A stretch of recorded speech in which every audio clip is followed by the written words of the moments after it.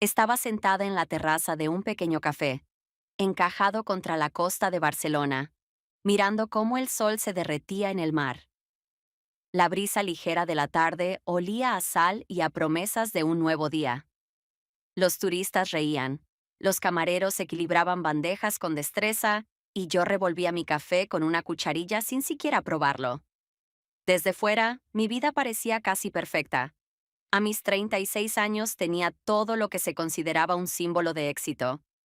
Una carrera en el negocio editorial, un matrimonio estable, dos hijos que me amaban incondicionalmente, pero en lo más profundo de mi ser sentía un vacío extraño, como si estuviera viviendo una vida que no era la mía, como si alguien más tomara decisiones por mí, escribiera un guión en el que yo solo interpretaba el papel de la esposa perfecta, la madre ejemplar, la profesional impecable. Saqué mi teléfono y comencé a deslizar el dedo por las noticias sin prestarles atención, tratando de silenciar esa voz interior que me gritaba que algo no estaba bien. De repente sonó una llamada. El número era desconocido. Podría haberlo ignorado, pero algo me obligó a presionar el botón verde. Lucía. La voz al otro lado de la línea era ronca, casi irreconocible. Soy tu padre. Me quedé paralizada. No me había llamado en años. Tenemos que hablar, añadió tras una breve pausa. El sonido sordo de las olas rompiendo contra la orilla, las risas de la gente a mi alrededor. Todo se volvió lejano, casi irreal. ¿Qué ha pasado? Pregunté, sintiendo un presentimiento primitivo despertarse en mi interior. Tu madre y yo teníamos un secreto. Suspiró pesadamente. Tienes un hermano. Sentí como la cucharilla se me resbalaba de los dedos y caía con un golpe seco sobre el platillo. ¿Qué? El mundo a mi alrededor pareció tambalearse, como si estuviera en un barco a la deriva en medio de una tormenta. Me quedé sentada, aferrando el teléfono con tanta fuerza que mis dedos palidecieron. Mi padre guardaba silencio al otro lado de la línea, dándome tiempo para asimilar sus palabras. ¿Tengo un hermano? Repetí, como si esperara que él se corrigiera, que dijera que todo era un error, una broma de mal gusto. Sí, Lucía. Se llama Marcos. Es mi hijo. Vaciló como si buscara las palabras adecuadas. Con otra mujer. Sentí como un abismo se abría dentro de mí, como si de repente el suelo bajo mis pies desapareciera. ¿Por qué me lo dices ahora? Un silencio largo. Solo su respiración pesada en la línea. Porque ha llegado el momento. He callado demasiado tiempo, me he escondido de la verdad. Su voz sonaba apagada, casi asustada. Quiero que os conozcáis. No supe qué responder. Este hombre que una vez fue mi mundo, nos había dejado tras el divorcio. Se había mudado a Sevilla y prácticamente había desaparecido de mi vida. Y ahora, después de tantos años de silencio, me llamaba para decirme que tenía un hermano. Lucía, sé que estás enfadada, dijo él como si pudiera leer mis pensamientos. Pero tienes derecho a conocer la verdad. ¿Cómo sé que esto no es solo otra de tus ilusiones? No pude evitar que mi voz sonara sarcástica. Vamos a tener una cena familiar, la próxima semana, en Granada. Tomé aire profundamente, intentando recuperar el control. ¿De verdad crees que simplemente iré allí y haré como si todo estuviera bien? No. Su voz bajó de tono, volviéndose casi un susurro. Pero espero que vengas. No respondí. Por favor, Lucía, insistió él con una súplica apenas perceptible. Es importante. Colgué antes de poder decir algo. El café a mi alrededor seguía igual. La gente conversaba, reía, bebía sus cafés. Pero ahora sentía como si entre ellos y yo hubiera una barrera invisible. Hermano. Esa palabra daba vueltas en mi cabeza, mezclándose con el sabor amargo del pasado. No sabía qué hacer, pero algo dentro de mí me decía que este secreto lo cambiaría todo. Durante todo el camino a Granada intenté convencerme de que lo hacía solo por la verdad. No por mi padre, no por una idea fantasiosa de familia, sino para poner las cosas en su sitio. Porque, ¿cómo reaccionar de otro modo? Descubrir que tienes un hermano después de 36 años de vida no es solo una sorpresa, es un terremoto que sacude todo lo que creías estable. El tren me dejó en la ciudad al atardecer. Granada me recibió con la cálida luz dorada de las farolas y el lejano repicar de las campanas de la iglesia. El aire estaba impregnado del aroma de los naranjos y de especias, pero dentro de mí solo había frío. Me detuve frente a la gran casa de estilo morisco donde me esperaba la nueva familia de mi padre. Tomé aire profundamente y llamé al timbre.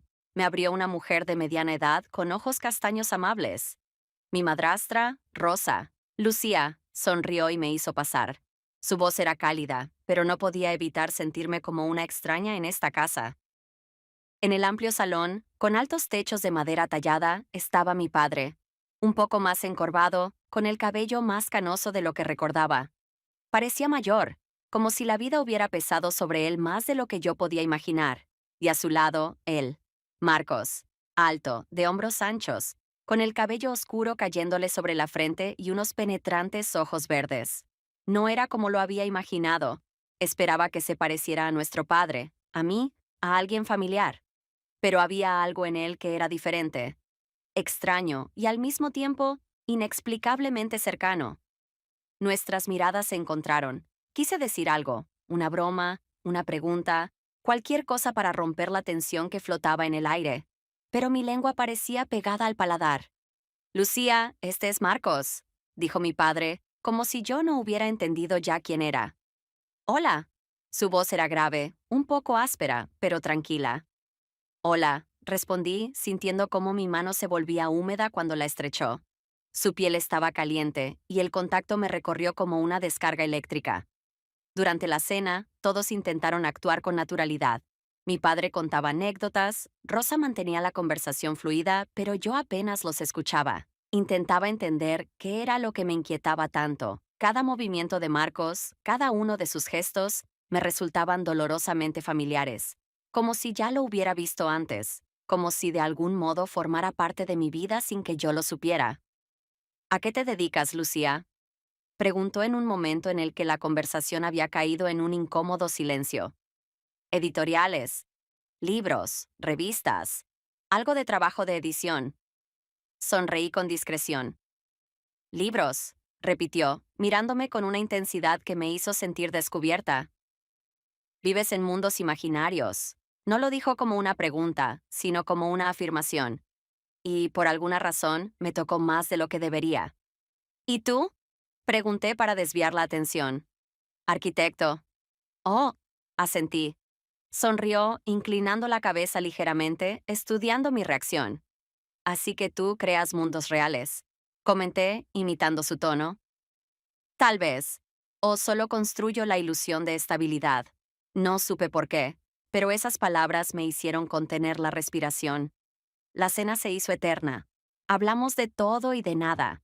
De la infancia que no compartimos, de las vidas que habían corrido en paralelo sin cruzarse, hasta este momento. Pero dentro de mí, una sensación extraña seguía creciendo. Y cuando me acosté esa noche en la habitación de huéspedes, solo había una cosa que sabía con certeza. Este hombre, mi hermano, no me dejaría indiferente. Y eso era peligroso. Después de aquella cena volví a Barcelona, pero Granada no me soltaba. Se había quedado conmigo en sus callejones impregnados de jazmín, en el eco de la voz de Marcos, en sus miradas que sentía incluso cuando cerraba los ojos. Intenté no pensar en ello. Trabajé más de lo habitual. Me refugié en manuscritos, reuniones, en la rutina de mis hijos, pero incluso en la cotidianidad, él seguía ahí, como si su presencia se hubiera incrustado en mi conciencia. No se lo conté a nadie. Hasta que una noche me vi obligada a hablar con Carmen. Tenemos que vernos, le dije cuando contestó el teléfono. Eso suena a que otra vez te has metido en problemas. Su sonrisa se notaba en su voz. No tienes ni idea. ¿Va Rosa en 20 minutos? Ya voy. Carmen estaba en la mesa del rincón, recostada contra la pared, con una copa de vino en la mano. Cuando entré, levantó la cabeza y me miró con atención. Vaya. Esa es la cara de alguien a quien las cosas se le han ido de las manos. Me senté frente a ella, me quité el abrigo mojado, me pasé el pelo hacia un lado. No sé cómo explicarlo. Empieza desde el principio. Empujó una copa hacia mí sin apartar la mirada. Respiré hondo, tratando de ordenar mis pensamientos. ¿Recuerdas que te conté sobre la llamada de mi padre? ¿Sobre tu hermano? Sí, lo conocí. ¿Y? Apreté la copa entre las manos. No es como lo imaginaba. No se parece en nada a nuestro padre. No se parece a mí. Y, al mismo tiempo, Carmen me observaba sin interrumpir. Apenas nos conocemos, pero hay algo que nos mantiene en este contacto constante. Es una sensación extraña, como si nos conociéramos de toda la vida y, a la vez, fuéramos completos desconocidos. Carmen bebió un sorbo de vino, meditando mis palabras. Eso es normal, Lucía. Un choque emocional. Mordí mi labio, observando sus manos descansando tranquilamente sobre la mesa. ¿Y si no es solo un choque? Se quedó en silencio. ¿Qué quieres decir? Bajé la mirada. No lo sé, respondí con sinceridad. Afuera la lluvia golpeaba con más fuerza. Carmen apoyó su mano sobre la mía, un contacto ligero que me hizo mirarla. Escucha, Lucía, tienes demasiado sobre tus hombros ahora. ¿Descubrir algo así sobre tu familia, tu matrimonio, tus hijos? Te conozco, no eres de las que se dejan llevar por las emociones fácilmente. Eso pensaba yo también. Sonreí con amargura. Se inclinó un poco más hacia mí. No puedes tomar decisiones si ni siquiera entiendes lo que sientes. Da un paso atrás. Piensa. Esto no es algo que vaya a desaparecer por sí solo, pero puedes darte tiempo. La miré fijamente y por un momento me sentí como una niña incapaz de armar un rompecabezas. Tengo miedo de que ya sea demasiado tarde. Nunca es demasiado tarde, susurró. La lluvia seguía golpeando contra la ventana. La gente afuera corría en busca de refugio, pero dentro del bar todo estaba en calma. Suspiré. Necesito aclarar mi mente. Buena decisión. Carmen asintió, soltando mi mano. Pero incluso cuando salí del bar, incluso cuando el viento frío me golpeó en la cara, supe que esta decisión no cambiaría nada. Pasaron varios días. Me sumergí en mi rutina. Despertarme temprano, preparar el desayuno para mis hijos, trabajar hasta tarde, responder correos electrónicos con una rapidez casi mecánica. Pero algo dentro de mí había cambiado. Intenté no pensar en ello, intenté no pensar en él, hasta que recibí un mensaje en el teléfono. Estoy en Barcelona, quiero verte. Marcos. Me quedé inmóvil, observando esas pocas palabras en la pantalla. Parecían dirigidas a otra persona, no a mí. Pero no, esta era mi vida, y aquí estaba, enfrentando una elección que no quería hacer. Podría haber borrado el mensaje, ignorarlo, fingir que nada había pasado, pero mis dedos ya estaban escribiendo una respuesta. ¿Dónde? Nos encontramos tarde en la noche en una librería antigua que permanecía abierta hasta la medianoche. El lugar me sorprendió, pero de alguna manera parecía el adecuado. Entre cientos de historias ajenas era más fácil esconderse de la propia. Marcos ya estaba allí, de pie junto a una estantería, pasando la yema de los dedos sobre la cubierta de un libro viejo. La luz de las lámparas proyectaba sombras sobre su rostro, acentuando sus rasgos. Cuando me vio, sonrió levemente. Hola. Hola. Me quité el abrigo y lo colgué en el respaldo de una silla. No sabía que te gustaban las librerías. No vengo a menudo. Cerró el libro. Pero pensé que a ti te gustaría. Levanté una ceja. ¿O sea que elegiste el lugar pensando en mí? Sonrió. ¿Y por qué no? Por un instante no supe qué responder. Miré los libros en el estante, buscando algo en qué centrarme. ¿Qué estabas leyendo? Nada en particular. Solo viendo qué consideraban otros lo suficientemente importante como para escribirlo. Deslicé la mano por un tomo de cuero desgastado. ¿Y tú? ¿Qué consideras importante? Depende de qué estemos hablando. De lo que realmente tiene valor para ti. Marcos me miró con intensidad. Lo que me hace sentir. Su voz era baja, tranquila, pero algo en ella me hizo tensarme. ¿Y ahora, sientes algo? No apartó la mirada. Sí. Su respuesta quedó suspendida entre nosotros. Debería haber cambiado de tema, hacer como si no entendiera hacia dónde iba la conversación. Pero no lo hice. Yo también. Marcos inclinó la cabeza ligeramente, estudiando mi reacción. ¿Y qué vas a hacer con eso? No lo sabía. Ese era el problema más grande. No sabía cómo detener lo que ya había empezado. Vi cómo alargaba la mano hacia mí, sin tocarme, pero reduciendo la distancia entre nosotros. Esto está mal, murmuré, sin estar segura de si quería que me escuchara. ¿Quién lo decide? El mundo. Sonrió, apenas perceptiblemente. ¿Y el mundo está aquí? No respondí. Podría haberme ido. Podría haber alejado esa idea de mi mente, obligarme a olvidarla. Pero no lo hice. Y cuando él se inclinó un poco más cerca, no me aparté. Me estaba engañando a mí misma. Después de aquel primer encuentro con Marcos en la librería, pensé que no volveríamos a vernos, que todo quedaría confinado a esa noche, a esas palabras y a ese casi roce que parecía haber alterado algo fundamental en mí. Pero no fue así. Nos vimos de nuevo. Al principio, por casualidad, o al menos eso quise creer. Nos cruzamos en el barrio gótico, él salía de una galería, yo iba a una reunión. Se detuvo, arqueó una ceja sorprendido, y antes de que pudiera pensar en una excusa para seguir caminando, él habló primero. ¿5 minutos para un café? No me negué. Después hubo otras veces. Paseábamos por Barcelona, hablábamos sobre lo que podríamos haber compartido si nuestras vidas no hubieran sido paralelas durante tanto tiempo. Él me contaba de su trabajo, de sus viajes, yo le hablaba de los libros, de cómo las palabras pueden cambiar a las personas. Era seguro, o al menos eso intentaba decirme a mí misma. Pero cuanto más tiempo pasábamos juntos, más notaba ese hilo invisible tensarse entre nosotros. Una vez, mientras estábamos en una biblioteca antigua, él rozó mi muñeca con los dedos al señalar un libro. Apenas fue un segundo, pero supe que no era accidental. Sabía que estaba yendo demasiado lejos, y aún así no me detuve. No hasta que Carmen me miró fijamente desde el otro lado de la mesa en un restaurante cerca del puerto. Te comportas raro, Lucía. Estoy cansada, murmuré, evitando su mirada. No es cansancio, no respondí. ¿Qué está pasando? Giré la servilleta entre mis dedos, sintiendo la tela áspera. He estado viendo mucho a Marcos. Silencio. ¿Y qué sientes? Respiré hondo. No lo sé. Carmen dejó su copa de vino en la mesa con más fuerza de la necesaria. Lucía, hay algo que debes saber. La miré. ¿Qué? Se inclinó un poco hacia mí, su voz baja pero firme. Está casado. El mundo pareció detenerse por un segundo. ¿Qué? Marcos, tiene esposa, se llama Inés. Mi garganta se secó. ¿Cómo lo sabes?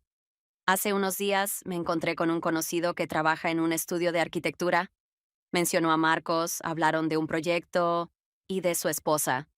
Me quedé en silencio. No me dijo nada. ¿Se lo preguntaste?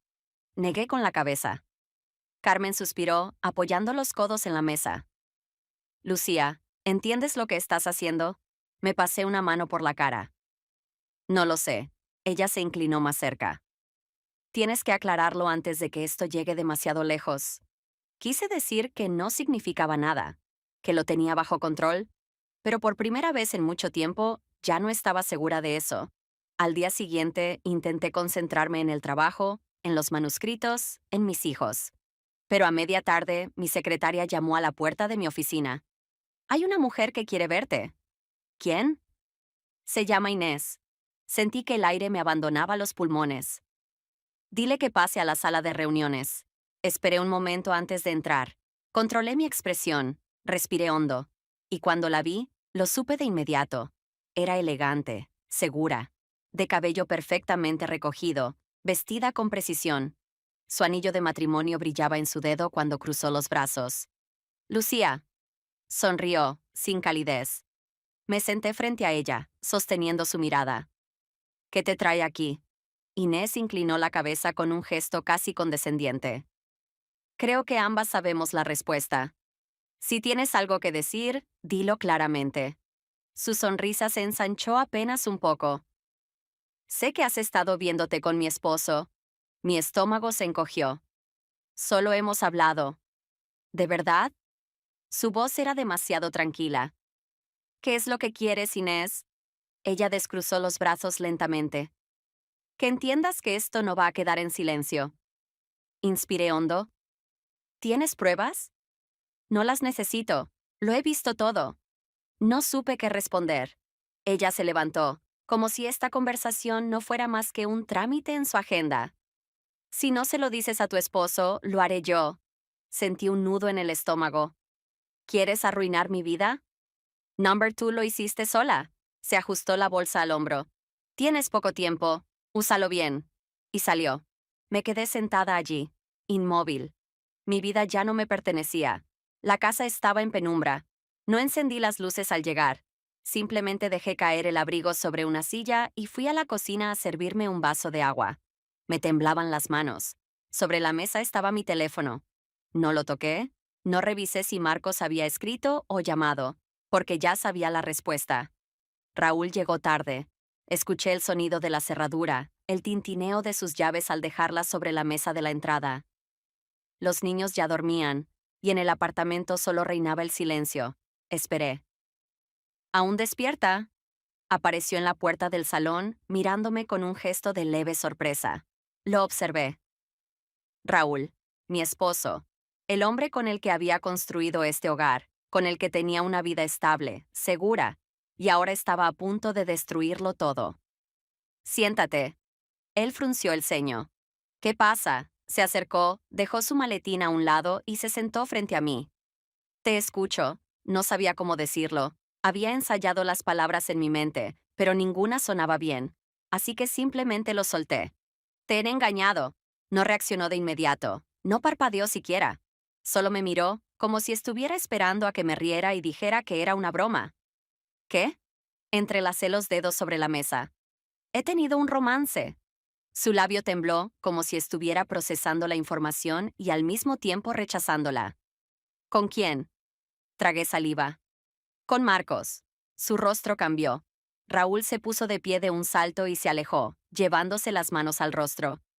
Debo haber entendido mal. Number se giró bruscamente. Ese hombre es tu hermano.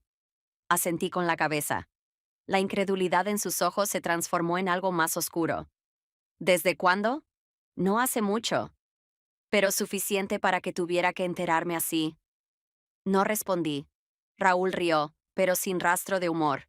Dime que esto es una especie de crisis, un error, un desliz momentáneo. Dime que no significa nada. No pude. Él notó mi silencio. Dios. Se pasó las manos por el pelo, caminando de un lado a otro. Lo siento, Raúl. ¿Lo sientes? ¿Eso es todo? Me miró con una mezcla de furia y algo peor, decepción. ¿Te acostaste con él? Cerré los ojos un segundo. Number. ¿Y eso debería consolarme? El dolor en su voz me atravesó. No quería que esto pasara. Pero pasó. Se quedó en silencio, con la mandíbula tensa. ¿Por qué me lo dices ahora? No podía mentir. Porque me dieron la oportunidad de hacerlo yo misma. Se congeló. ¿Quién? ¿Inés? Su esposa. Raúl rió de nuevo, con esa risa amarga que dolía más que los gritos. Así que también es un hombre casado. Perfecto. Esto no puede ser más retorcido. Volvió a mirarme y por primera vez en todos los años que llevábamos juntos, no vi amor en sus ojos. ¿Y ahora qué? No lo sabía. Se alejó, fue hasta el armario y comenzó a sacar ropa, metiéndola en una maleta con movimientos mecánicos. Raúl, no ahora. Simplemente, no ahora.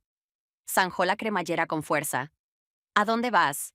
No lo sé, pero no me quedo aquí. Tomó su abrigo. ¿Y los niños? Se detuvo en la puerta sin girarse. Invéntales algo. Tú eres buena contando historias. Y se fue. La puerta se cerró detrás de él. De repente la casa se sintió diferente. Fría. Vacía. No lloré. Simplemente me quedé sentada en la oscuridad, sin saber cómo respirar en esta nueva realidad. No dormí. Por primera vez en mucho tiempo, la noche se sintió interminable. El reloj en la sala marcaba cada segundo con su monótono tic-tac, y yo permanecía acostada en la cama, con los ojos abiertos, mirando al techo. Raúl se había ido.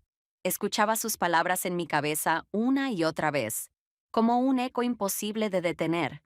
Su voz, rota, cargada de rabia contenida, de una decepción que dolía más que cualquier reproche. ¿Y los niños? ¿Qué les diría a los niños? Me giré de lado, cubriéndome el rostro con las manos. Llamar a Carmen. Ella me escucharía, tal vez me diría algo que me ayudara a aclarar la confusión en mi mente. Pero, ¿qué le diría? He destrozado mi vida. ¿Y ahora qué? Los siguientes 2 días transcurrieron como en un estado de suspensión. Hice todo en piloto automático. Desperté a los niños, los llevé al colegio, contesté correos, asistí a reuniones. Raúl no llamó, yo tampoco. Carmen me escribió un mensaje. ¿Cómo estás? Escribí una respuesta. Todo bien, pero no la envié. Ni siquiera sabía qué significaba bien en este momento. Esa noche me miré al espejo en el baño. No me gustó lo que vi. Mi reflejo me devolvía la imagen de alguien cansada, con los ojos oscuros por la falta de sueño, el cabello revuelto, los labios apretados en una línea tensa. Aparté la vista. Entonces mi teléfono vibró. Un mensaje. Sal al balcón. Mi corazón se detuvo un segundo. Leí las palabras de nuevo. Marcos. Permanecí quieta. Luego, como en trance, caminé hasta la puerta del balcón y la abrí. El aire nocturno era fresco, y la ciudad brillaba con luces doradas en la distancia. Abajo, apoyado contra la farola frente a mi edificio, estaba él. Mi mano se aferró a la barandilla. ¿Qué haces aquí? Mi voz apenas fue un susurro. Él alzó la cabeza. Carmen me lo dijo. Sobre Raúl. Apreté la mandíbula. No tenía por qué decírtelo. De todas formas, lo habría sabido. Nos quedamos en silencio, mirándonos desde la distancia. Hubo un momento, un segundo en el que quise bajar, cruzar la calle, estar frente a él. Pero no lo hice. No necesito consuelo, Marcos. No estoy aquí para eso. Cerré los ojos por un instante y apoyé la frente contra la baranda. ¿Tienes idea de lo que está pasando? Sí. Raúl se fue. Inés lo sabe. Pensé que las cosas no podían empeorar, pero creo que aún pueden. Marcos pasó una mano por su cabello oscuro y miró hacia otro lado, como si intentara encontrar la respuesta en la noche. No sé qué decirte, Lucía. No planeé. Solté una risa amarga. Ninguno de los dos lo planeó. Pero eso no detuvo la ola. Otro silencio. Él dio un paso adelante, acercándose a la acera justo debajo de mi balcón. La luz de la farola iluminó su rostro y vi algo en su expresión que me hizo contener la respiración. No sé qué pasará ahora, dijo con voz baja, pero sí sé que no puedo fingir que no me importa. Mi agarre en la barandilla se hizo más fuerte. ¿No te importa? ¿Y a ti? No respondí. No podía, porque si decía la verdad, sería otro punto de no retorno. Así que simplemente me di la vuelta y entré. Me detuve en seco. ¿Qué? Está en la unidad de cuidados intensivos. Necesitamos que venga lo antes posible.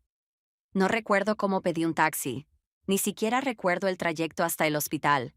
Solo el peso en el pecho. Esa sensación sofocante de que el aire se volvía demasiado espeso para respirar. Cuando entré en urgencias, la recepcionista me miró con una mezcla de compasión y profesionalismo. Marcos Alarcón, dije, tratando de controlar el temblor en mi voz. Ella asintió y señaló un pasillo. Tercer piso. Unidad de cuidados intensivos. Me moví sin pensar, mis pasos resonando en el suelo frío. Cuando encontré a un médico, le pregunté lo primero que me vino a la cabeza. ¿Va a sobrevivir? Él suspiró, con la expresión grave. Es difícil de decir. Sufrió un fuerte impacto al perder el control del coche en la carretera. No llevaba el cinturón de seguridad. Las próximas horas serán cruciales. Me llevé las manos a la boca. ¿Alguien más sabe? Ya informamos a su esposa. Cerré los ojos. Por supuesto, Inés ya lo sabía. Me imaginé a ella llegando al hospital, tomando su mano, esperando junto a él, porque ella sí tenía derecho a estar allí. ¿Y yo? ¿Qué era yo para él? Me dejé caer en una de las sillas del pasillo, con la mirada fija en el suelo. ¿Puedo verlo? El médico dudó un momento antes de asentir. Solo unos minutos, nunca lo había visto así, conectado a tubos, con el rostro pálido y quieto, como si fuera alguien diferente. Me acerqué lentamente y sin pensarlo tomé su mano. Estaba fría. Marcos, Su respiración era controlada por las máquinas. Su pecho subía y bajaba con una regularidad mecánica. Apreté sus dedos entre los míos. No te atrevas a dejarme. Mi voz fue apenas un susurro. Nunca le había pedido nada antes, pero ahora lo estaba suplicando. No supe cuánto tiempo pasé sentada junto a él. Las enfermeras entraban y salían. Los monitores emitían un pitido constante, pero yo apenas era consciente de lo que ocurría a mi alrededor. Los médicos no me daban respuestas claras. Tenemos que esperar. Las próximas horas son clave. Pero no podían decirme si Marcos iba a despertar. Yo solo seguía allí, sujetando su mano fría, negándome a soltarlo. Entonces, la puerta se abrió. No necesitaba girarme para saber quién era. Inés. Podía reconocer el sonido de sus tacones al golpear el suelo. No me moví, pero ella sí. Caminó lentamente hasta quedar de pie al otro lado de la cama, frente a mí. La miré por primera vez desde aquella conversación en mi oficina. Ya no se veía tan impecable. Su pelo estaba recogido con prisa, su maquillaje casi desaparecido. Pero sus ojos seguían siendo los mismos, fríos. ¿Qué haces aquí? Su voz era baja, pero cortante. No respondí. Solo bajé la mirada a la mano de Marcos, aún entrelazada con la mía. Inés también lo notó. Suéltalo. Sentí una punzada en el estómago. Inés, dije que lo sueltes. No lo hice. Su boca se curvó en una sonrisa amarga. Vaya ironía, te dije que te mantuvieras alejada, pero parece que solo cuando está inconsciente puedes estar cerca de él sin sentir culpa. Las palabras me golpearon como un puñetazo. Solté su mano y me puse de pie de inmediato. No tienes derecho a decirme eso. ¿No? Rió con una amargura que no había escuchado antes. Mi marido está en esta cama por ti. Di un paso atrás. Eso no es cierto. Sí lo es, susurró. Su voz temblaba de rabia. Discutimos antes de que saliera de casa. Se subió al coche por tu culpa. Se estrelló por tu culpa. Sentí como si el suelo desapareciera bajo mis pies. No. Sí, Lucía. ¿Valió la pena? ¿Destruir tu matrimonio no fue suficiente? ¿Tenías que destrozar el mío también? No supe qué decir, porque, aunque no fuera mi intención, tenía razón. El peso de sus palabras cayó sobre mí como una avalancha. Marcos estaba allí, inconsciente, debatiéndose entre la vida y la muerte. ¿Y yo? Yo fui parte de lo que lo llevó hasta allí. No pude sostenerle la mirada. Simplemente me di la vuelta y salí de la habitación. No volví a mirar atrás, porque sabía que no tenía derecho a quedarme. La casa estaba vacía. Entré y cerré la puerta detrás de mí, quedándome de pie en la oscuridad del salón. Antes, este espacio estaba lleno de voces, de risas, de vida. Ahora solo quedaba el eco del silencio. Raúl ya no estaba. Marcos podía que nunca despertara. ¿Y yo? Yo tenía que seguir adelante. Fui a la cocina, abrí el armario y saqué una copa de vino. Pero cuando la coloqué sobre la mesa, no la llené. Me quedé mirándola, como si esperara que me diera respuestas. Por primera vez en mucho tiempo, no quería huir de la realidad. Quería enfrentarla. Tenía 2 hijos que dependían de mí. Tenía un trabajo que todavía formaba parte de mi vida. Había cometido errores grandes, pero aún estaba aquí, y podía decidir qué hacer con lo que quedaba.